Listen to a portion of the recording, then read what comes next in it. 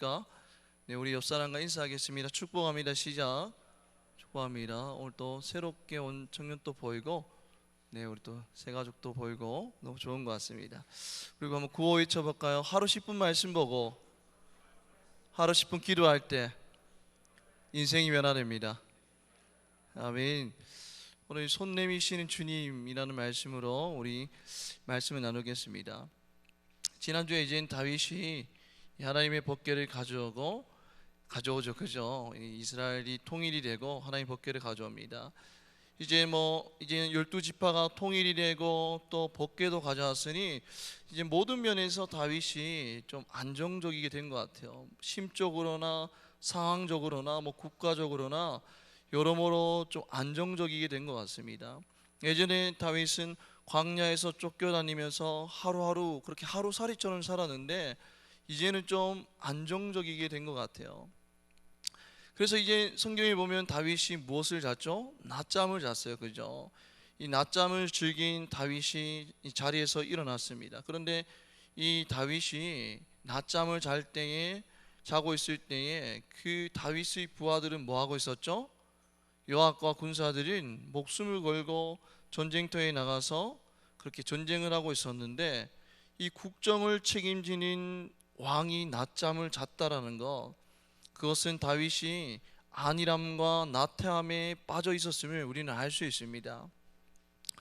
여러분들, 광야에서 다윗의 삶이 어땠다고요? 하루하루가 정말 고난이었어요, 그죠? 하나님 은혜가 아니면 살 수 없는 그런 인생이었습니다. 그런데 지금 어땠죠?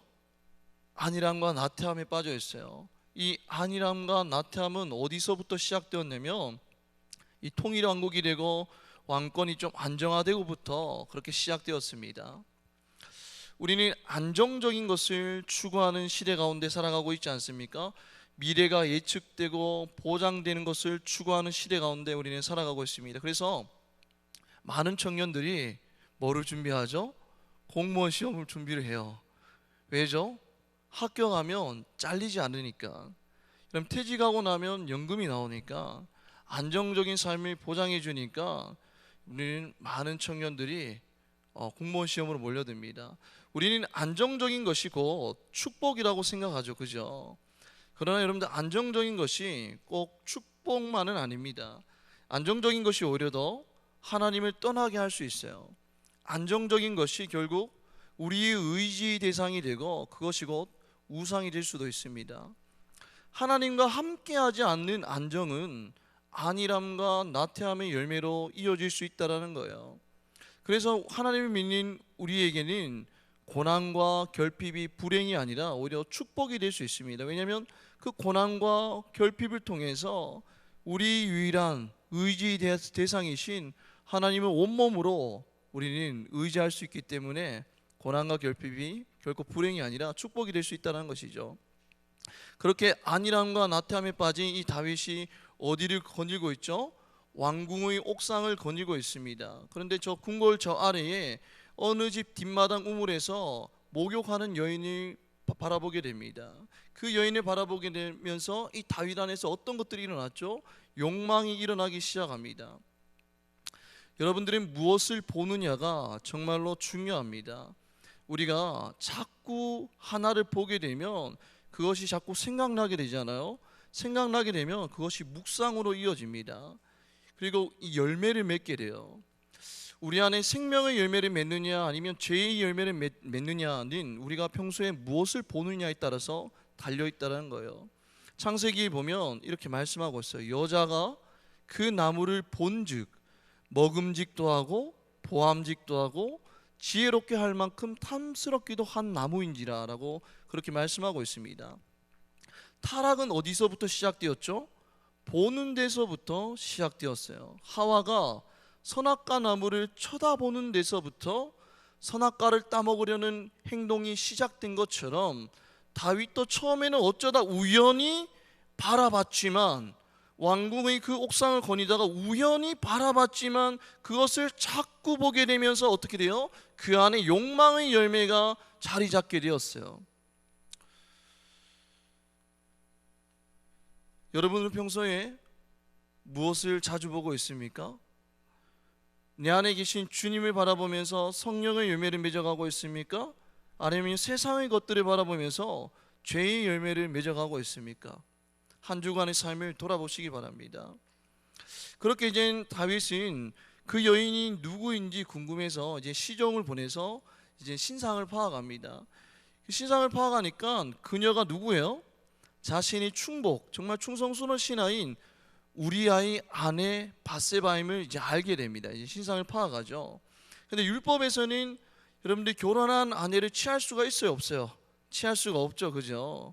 여러분들, 근데 그 하나님의 율법을 알고서도 이 다윗은 결국 그녀와 잠자리를 같이 하였고 나중에 임신한 사실을 알게 됩니다. 이 다윗은 이 사실을 숨기고자 우리아를 어떻게 해요? 치열한 전쟁터로 몰아넣고 일부러 죽게 만들고 결국에는 밧세바를 궁궐로 데려와서 자신이 아내로 삼죠. 여러분들, 모든 방법을 동원하여서 자신의 간통죄를 덮고 감추는 데 급급한 우리는 다윗의 모습을 볼 수 있습니다. 여러분들, 오늘 이제 본문으로 돌아올게요. 오늘 본문의 내용 보면 다윗이 이제 간음죄와 살인죄를 범한 지 대략 최소한 1년이 지났을 때예요. 최소 1년이 지났을 때입니다. 그런데 그 성경은 그렇게 간통죄를 저지르고 살인죄를 저지른 후에 다윗이 예통해하며 회개했다는 말은 어디에도 찾아볼 수가 없어요. 그 간통죄와 살인죄를 저지르고도 회개했다라는 말은 성경에 없습니다. 그런데 다윗은 어떤 사람이었죠? 다윗은 광야학교 출신이었어요. 여러분들, 다윗은 광야학교에서 하나님이 짜놓으신 영성 커리큘럼 안에서 제대로 배운 것이 하나 있어요. 뭐예요? 하나님을 의식하고 사는 것, 하나님 앞에 민감하게 반응하는 것, 그거 하나만큼은 광야학교에서 제대로 배웠어요. 그런데 성경은 그런 살인죄와 간음죄 이후에 1년이 지나도록 다윗이 예통해하면서 회개하였다는 말을 어디에도 찾아볼 수가 없어요. 여러분, 간음죄를 저지르고 살인죄를 저지르면 정말 죽어도 마땅한 사람 아닙니까? 그런 죄를 저지른 사람이 지금 거의 1년이 지난 지금도 회개를 하지 않았다는 것은 지금 다윗의 영성이 어때요? 가장 밑바닥이라는 뜻이에요. 여러분들이 길거리 걸어가다가 맨홀에 빠졌어요. 깊은 맨홀에 빠졌습니다. 여러분들, 그러면 어떻게 해요? 여러분들 스스로 그 맨홀에서 빠져나올 수가 없어요. 반드시 119가 와서 그 맨홀에서 건져줘야지 우리는 살아날 수 있습니다. 마찬가지로 이 밑바닥에 있는 그 다윗을 누가 손 내밀어서 건져줘야 하는 그런 상황이에요. 그렇지 않으면 죄 가운데에서 호족되면서 결코 빠져나올 수 없는 그런 상황입니다. 이러한 상황 가운데에서 이제 다윗 앞에 누가 나타났죠? 어떤 선지자? 나단 선지자가 그렇게 나타납니다. 그래서 나단 선지자가 나타나서 다윗에게 이 가난한 자를 착취한 부자의 비유를 들려주죠. 이 마을에 부자와 가난한 사람이 있었습니다. 부자에게는 뭐가 많았어요? 양과 소가 많았고, 가난한 사람에게는 뭐밖에 없었어요? 어린 암양 한 마리밖에 없었습니다. 그 한 마리를 정말 애지중지하게 키웠는데 어느 날 손님이 부자에게 찾아옵니다. 그런데 부자는 그렇게 가축이 많은데도 불구하고 가난한 자의 암양 한 마리를 뺏어서 그 손님에게 대접을 해요. 그러니까 이 이야기를 들은 다윗이 분노를 하죠. 그래서 말합니다. 그 부자는 죽어 마땅한 자라고 그렇게 선언하죠. 그런데 그 나단 선지자가 말한 부자는 누구를 가리켜 말한 거였죠? 다윗을 가리켜 말한 거였어요. 근데 그것을 깨닫지 못했죠. 여러분들, 다윗은 영적으로 매우 민감한 사람이었습니다. 다윗이 어떤 학교 출신이라고요?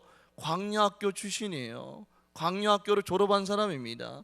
여러분들, 말씀이 히브리어로 뭐래요? 다바르예요. 광야가 히브리어로 뭐예요? 미드바르예요. 그러면 광야는 어떤 뜻이에요? 세상의 소리는 꺼지고 하나님의 말씀만이 들리는 것이 바로 광야입니다. 하나님의 음성에 민감한 사람이 다윗이에요. 광야에서 그거 하나만큼은 철저하게 훈련했습니다. 그런데 지금 어떻죠? 나단 선지자의 그 말씀을 듣고도 누구를 향한 말씀인지를 다윗이 깨닫지 못해요. 그 말은 뭐냐면 다윗의 영성은 지금 밑바닥에 있다는 것입니다. 하나님의 말씀이 들리지 않을 만큼 그의 영성은 무너지고 무뎌져 있었어요. 여러분들, 우리 인생의 가장 큰 문제는 무엇인지 압니까? 나를 향한 하나님의 말씀이 들리지 않을 때 그것이 가장 큰 문제고 위기인 것입니다. 우리는 말하죠. 내 앞에 놓여진 문제, 이 문제만 해결되면 내 인생이 좀 풀릴 것 같은데 이 문제 때문에 정말 힘들다, 이것이 문제다라고 우리는 말하지만, 그러나 여러분들이 하나님이 말씀 한마디 하시면 여러분들의 인생의 문제를 순식간에 해결할 수 있어요. 여러분들이 내 삶을 가로막고 있는 이 문제가 진짜 문제가 아니라, 정말 진짜 문제는 하나님의 말씀이 들리지 않는 것이 진짜 문제인 것이죠. 다윗이 지금 그런 상황입니다. 하나님의 말씀이 들리지 않아요. 영적으로 제 가운데서 무뎌지고 무너져 있기 때문에 나단 선지자의 비유를 듣고도 하나님의 말씀이 들리지 않는 그런 상황인 것입니다. 요한복음 10장 27절에 보면 내 양은 내 음성을 들으며 라고 그렇게 말씀합니다. 내 양은 내 음성을 듣는데요, 이 양은 목자의 음성을 듣습니다. 그 말은 뭐냐면 목자가 양한테 매일매일 말씀한다라는 거예요. 여러분들이 목자 되신 주님이 양인 우리에게 날마다 말씀하신다는 것입니다. 그리고 말씀을 듣고 순종하며 따라오기를 원하세요. 그러나 여러분들이 습관적인 죄로 인해서 영적으로 무뎌지고 무너지면 첫 번째 반응이 뭔지 압니까? 하나님 말씀을 멀리하고 기도를 멀리하는 거예요. 그런 경험 있습니까? 여러분들, 죄와 거룩은 공존할 수 없는 속성이에요. 결코 이 거룩과 죄는 공존할 수가 없어요. 여러분들, 우리가 살다가 죄를 지을 때가 있잖아요. 죄를 지으면 가장 첫 번째 특징이 하나님의 말씀을 멀리하게 돼요. 기도를 멀리하게 돼요. 왜죠? 죄와 거룩은 공존할 수 없기 때문이에요. 여러분들이 말씀을 멀리하게 되고 기도를 멀리하게 되니까 더 이상 하나님의 말씀이 들리지가 않아요. 내 안에 있는 욕망의 소리밖에 들리지 않습니다. 다윗처럼. 여러분, 다윗이 바세바를 처음 보았을 때에 그의 마음 가운데 무슨 소리밖에 들리지 않았죠? 바세바, 바세바, 바세바, 바세바, 바세바라는 소리밖에 들리지 않았어요. 하나님의 말씀이 들리지 않았습니다. 여러분들, 우리 인생의 진짜 문제는 뭐냐면, 진짜 위기는 뭐냐면, 나를 가로막고 있는 이 장애물이 문제가 아니라 하나님의 말씀이 들리지 않는 것이 위기요, 진짜 문제인 것이죠. 그래서 7절에 보면 이 나단이 이젠 직설법으로 다윗에게 말합니다. 나단이 다윗에게 이르되 당신이 그 사람이라 라고 그렇게 말합니다. 그리고 10절에 보면 칼이 내 집에서 영원토록 떠나지 아니하리라 라고 하면서 하나님이 징계에 대해서 그렇게 선포합니다. 그 사람이다, 너가 그 사람이다 라고 하면서 징계에 대해서 말하죠. 그러니까 그 말씀을 듣고 다윗이 그제서야 깨닫게 됩니다. 그 말씀을 듣고 다윗의 영이 그제서야 깨어나기 시작해요. 그러면서 13절에 뭐라고 고백하냐면 다윗이 나단에게 이르되 내가 여호와께 범죄하였노라 라고 하면서 그제서야 회개하기 시작하는 거예요. 나단 선지자의 그 말씀을 듣고 다윗의 영이 회복되기 시작하면서 바로 회개하기 시작했습니다. 여러분들, 죄로 인해서 무너진 우리 영을 회복하기 위해서는 단 한 가지 방법밖에 없어요. 하루 10분 말씀 보고 10분 기도할 때에 죄로 무너지고 무뎌진 우리 영이 다시 한 번 더 회복되기 시작합니다. 그런데 우리는 여기서 하나님이 다윗에게 나단 선지자를 보내신 이유를 우리는 알 수 있어요. 하나님께서 다윗에게 나단 선지자를 보내신 이유가 뭐죠? 단지 책망하고 정죄하기 위해서 나단 선지자를 보내신 것이 아닙니다. 너 이 자식, 너 죄를 지었으니까 너 죽어도 마땅히 하면서 하나님이 다윗을 죽이기 위해서 나단 선지자를 보낸 것이 아니에요. 하나님이 나단 선지자를 보내신 이유는 죄를 깨닫고 회개하고 하나님께로 돌아오게 함입니다. 다윗을 살리기 위해서 나단 선지자를 다윗에게 보내신 것이죠. 죄로 인해서 그 영성이 밑바닥을 치면서 거기서 헤어나오지 못한 다윗에게 하나님이 손을 내미신 거예요. 누구를 통해서? 나단 선지자를 통해서 손을 내밀고 계신 것입니다. 죽어가는, 죄로 인해서 죽어가는 다윗에게 나단 선지자를 통해서 손을 내밀고 있는 거예요. 다윗을 살리기 위해서 하나님이 나단 선지자를 통해서 손을 내밀고 계신다는 것입니다. 여러분, 성경에서는 죄로 인해서 죽어가는 우리를 위해서 손 내밀고 계시는 하나님을 볼 수 있어요. 로마서 5장 8절에 보면 이렇게 말씀하고 있습니다. 우리 다 같이 한번 읽어볼까요? 시작. 우리가 아직 죄인 되었을 때에 그리스도께서 우리를 위하여 죽으심으로 하나님께서 우리에 대한 자기의 사랑을 확증하셨느니라. 아멘. 우리가 아직 의인이 아니라 언제요? 죄인 되었을 때에, 죽어도 마땅한 그런 죄인일 때에, 사망으로 달려가는 그 죄인이었을 때에 그들을 살리기 위해서 십자가에 달려 죽으심으로 온몸으로 손을 내미신 분이 바로 예수 그리스도예요. 그냥 손을 내민 것이 아니라 십자가에서 달려 죽으심으로 죽어가는 우리를 살리기 위해서 온몸으로 손을 내미신 분이 바로 예수 그리스도라는 사실입니다. 내가 너를 포기할 수 없어. 죽어가는 너를 내가 포기할 수가 없어. 너는 내 자녀야. 내가 너를 그냥 둘 수가 없어 라고 하면서 온몸으로 십자가에서 손을 내미신 분이, 우리를 향해 손을 내미신 분이 바로 예수 그리스도라고 성경은 말씀하고 있습니다. 그리고 예수 그리스도께서 이제 십자가에 달려 죽으시고 부활하셨죠. 부활하고 승천하신 후에 오순절 때 누가 오셨죠? 성령님이 오십니다. 우리가 성령님이 오시고 그 뒤로 우리가 예수 그리스도를 믿으면 우리 안에 누가 계시죠? 성령님이 계세요. 여러분들 에베소서 4장 30절 말씀 한번 읽어볼까요? 시작. 하나님의 성령을 근심하게 하지 말라. 그 안에서 너희가 구원의 날까지 인치심을 받았느니라 라고 합니다. 여러분들 예수를 믿으면 우리 안에 누가 계신다고요? 성령님이 계세요. 근데 성령님이 계시는데 우리가 죄를 지을 때마다 우리 안에서 뭐 하신다고요? 근심하신다라고 말씀하세요. 근심하면서 죄를 깨닫게 해주세요. 우리가 이 그리스도인만이 누릴 수 있는 그런 독특한 근심이 있어요. 우리가 죄를 짓잖아요. 죄를 지으면 우리 마음 가운데 괴로운 마음을 느끼게 돼요. 그죠? 괴로운 마음을 느끼게 됩니다. 근데 그 이유는 뭐냐면 우리 안에 계신 성령님이 근심하기 때문이에요.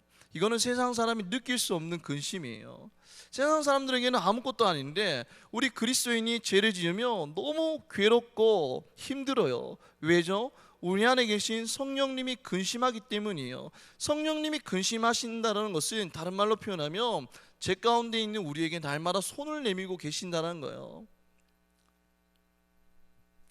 그냥 놔두면 죄로 인해서 죽을 수밖에 없으니 성령님께서 날마다 근심하면서 우리에게 깨닫게 해주신 거예요. 손을 내밀고 계신다는 것입니다.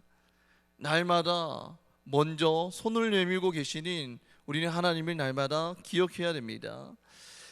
2000년 전에 온몸으로 십자가에 달려 죽으시고 온몸으로 우리에게 먼저 손을 내미신 그 예수님이 지금 또 우리 마음 가운데 오셔서 성령님께서 근심하시면서 제 가운데 있는 우리에게 먼저 손을 내미시는 거예요. 이렇게 나란 선지자를 통해서 죽어가는 다윗에게 손을 내미시는 주님, 이때 다윗은 어떻게 했죠? 용기를 내어서 주님의 손을 붙잡습니다.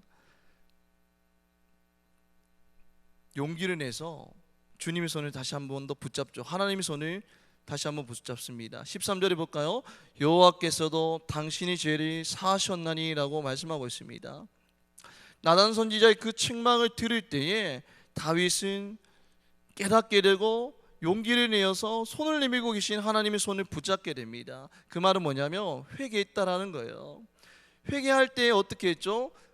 죄를 사하시는 하나님의 은혜를 경험하게 됩니다. 이것이 바로 다윗의 위대함이에요. 여러분들, 다윗은 죄를 안 지어서 위대한 것이 아닙니다. 다윗이 죄를 한 개도 안 지어서 위대한 것이 아니라 그는 나단 선지자를 통해서 책망을 받았을 때에, 죄를 지적받았을 때에 회개를 통해서 주님이 내미신 손을 용기 내어 다시 한 번 더 붙잡았죠. 제가 죄인입니다. 나를 용서해 주십시오. 그 손 내미시는 하나님의 손을 붙잡았다는 거예요. 이것이 바로 다윗의 위대함입니다. 여러분들, 회개는 무엇이냐면 죄로 얼룩진 나에게 손 내미시는 주님의 손을 붙잡는 것이 회개입니다. 다시 한번 말씀드릴게요. 회개는 뭐냐면 죄로 얼룩진 나에게 다시 한 번 더 손 내미시는 주님을 붙잡는 거예요. 주님의 손을 붙잡는 것입니다.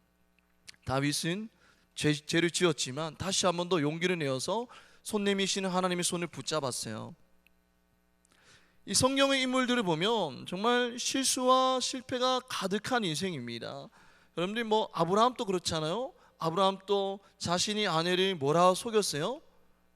누이라 속이면서 막 팔아먹었잖아요. 그죠? 정말 성경의 인물들 보면 여러분들 실패와 실수가 가득한 인생이에요. 그런데 하나님이 찾으시는 인생은 어떤 인생이냐면 실수나 실패가 없는 인생이 아니라 실패 가운데서도 다시 한 번 더 용기를 내서 주님의 손을 붙잡는 인생이에요. 다윗이 그랬잖아요.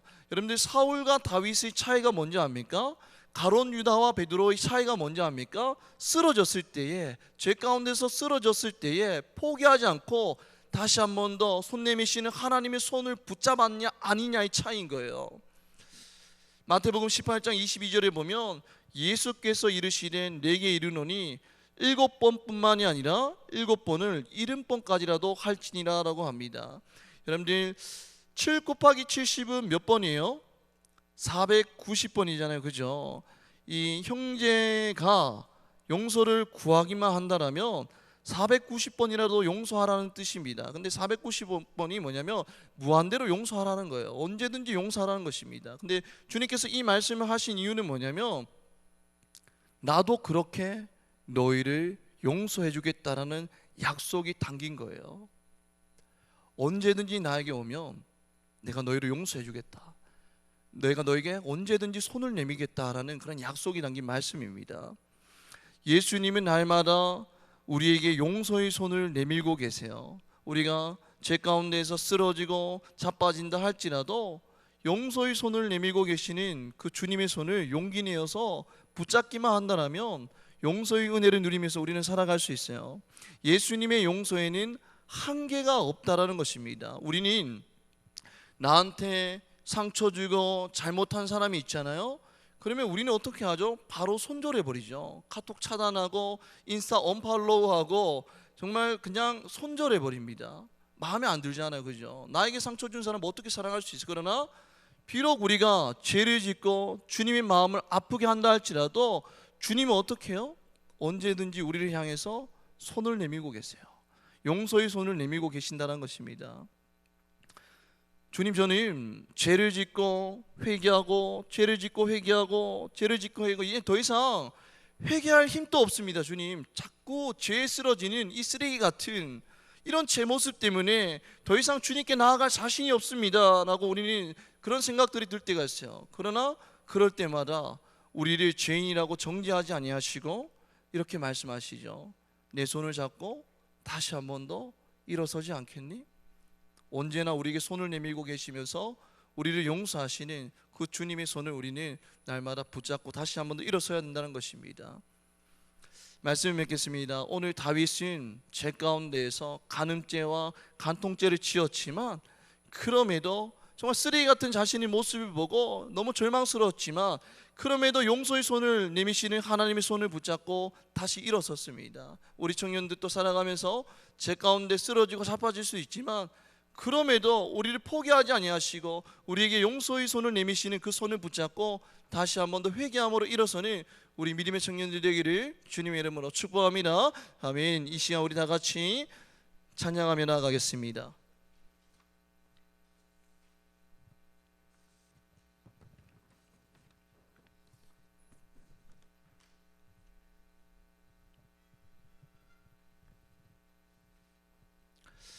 오늘 부를 찬양은 정결한 마음 주시옵소서입니다. 다윗이 밧세바를 범하고 죄 가운데 있을 때에 나단 선지자가 다윗을 책망합니다. 그때 다윗이 자신의 죄를 깨닫게 되죠. 깨닫게 자신의 죄를 깨닫고 회개하면서 쓴 시가 바로 시편 51편입니다. 그 51편의 내용이 바로 이 가사예요. 정결한 마음 주시옵소서, 정직한 영을 주옵소서. 나를 주님 앞에서 멀리 하지 마시고 주의 성령을 거두지 마옵소서. 다시 한 번 더 회복시키시고 변치 않는 마음 달라고 그렇게 고백하고 있는 거예요. 이 가사는 즉 뭐냐면 용서의 손을 내미시는 하나님의 손을 붙잡았다는 거예요. 오늘 말씀을 기억하면서 우리 정결한 마음 주시옵소서 찬양하며 나아가겠습니다.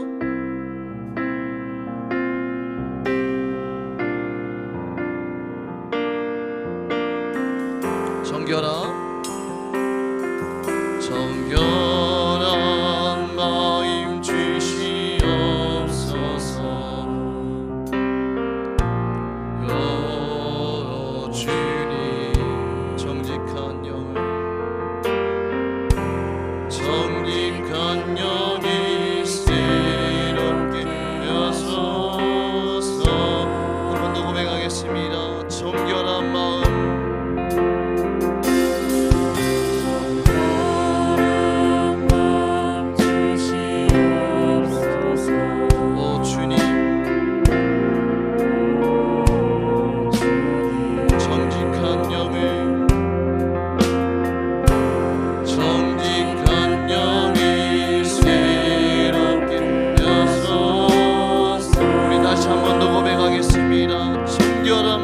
주시옵소서.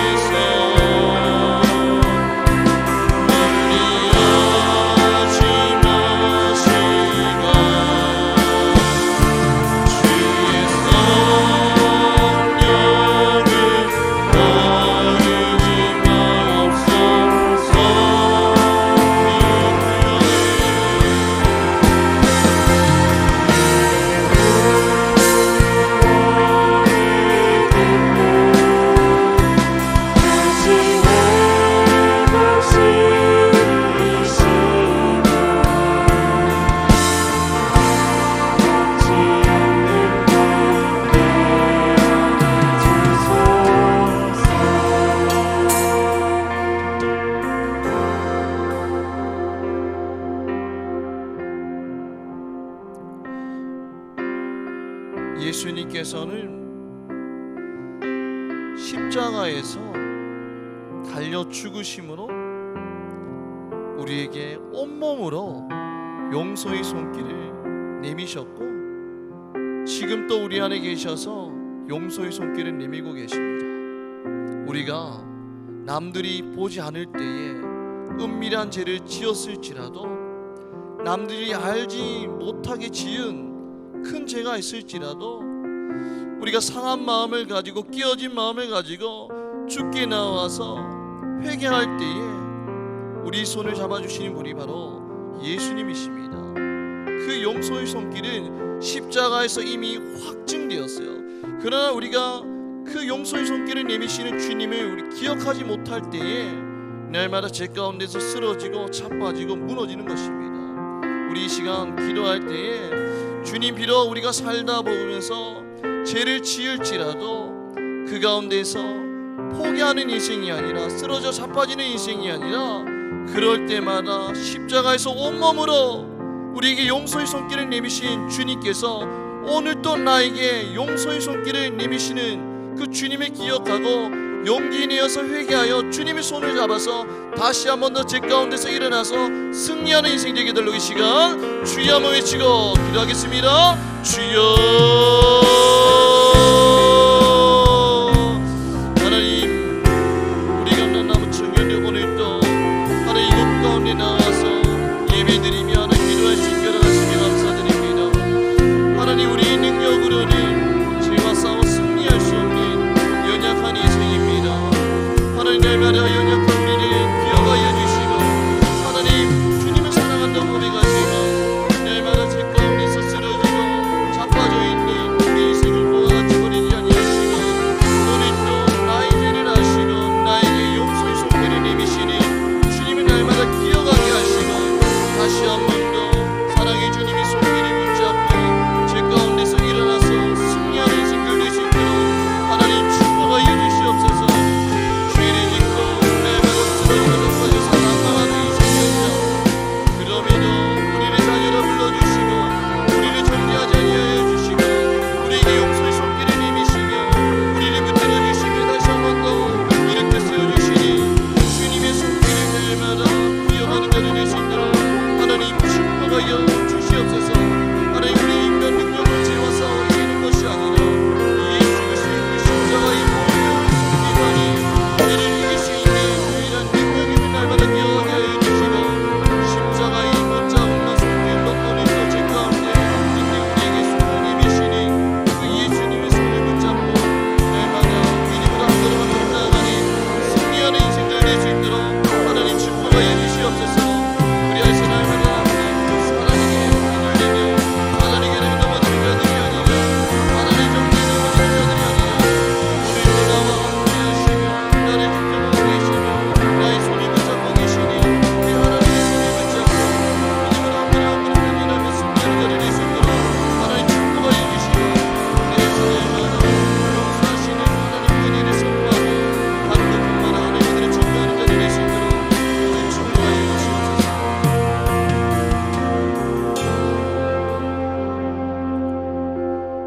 베드로는 죽기까지 예수님을 따르겠다라고 고백했지만 결정적인 순간에 예수님이 부인하고 버리는 죄를 저질렀습니다. 그는 죄 가운데 쓰러지고 자빠져서 다시 일어날 수 없는 인생이 되었어요. 그러나 부활하신 주님께서 베드로에게 다시 한 번 더 나타나셔서 네가 나를 사랑하느냐? 내 양을 먹이라. 네가 나를 사랑하느냐? 내 양을 먹이라. 네가 나를 사랑하느냐?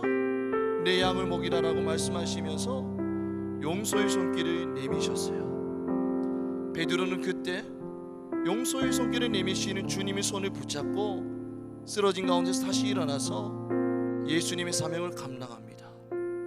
여러분들은 날마다 제 가운데 쓰러진 우리에게 용서의 손길을 내미시는 예수님의 손길을 붙잡고 계십니까? 이 시간 우리 마지막으로 기도할 때에 하나님, 너무나 연약하여서 주님을 사랑한다고 고백하지만 날마다 제 가운데 쓰러지고 자빠지는 그런 인생이지만 그럼에도 우리를 용서하시는 그 용서의 손길을 내미시는 예수님의 손을 다시 한 번 더 붙잡고 제 가운데서 승리하는 인생 되게 달로 이 시간 주여 한번 외치고 기도하겠습니다. 주여.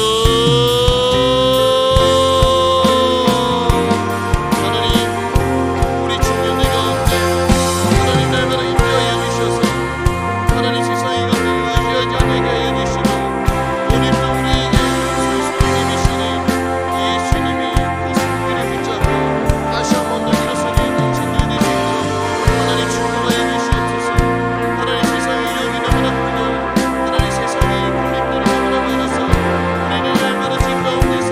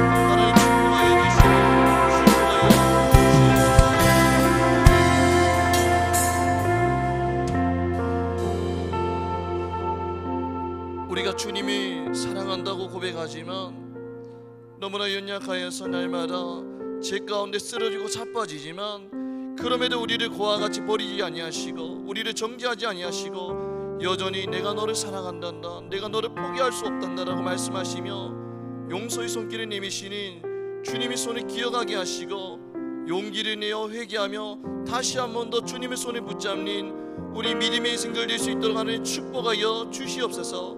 그래서 내가 먼저 용서받은 자로서 나를 힘들게 하는 자도 넉넉히 예수님의 사랑으로 용서할 수 있는 자가 되게 하셔서 우리 청년들의 인생을 보고 믿지 않는 자들이 사랑의 예수님, 용서하시는 예수님을 바라보고 예수 그리스도를 믿게 되는 은혜도 내려 주시옵소서.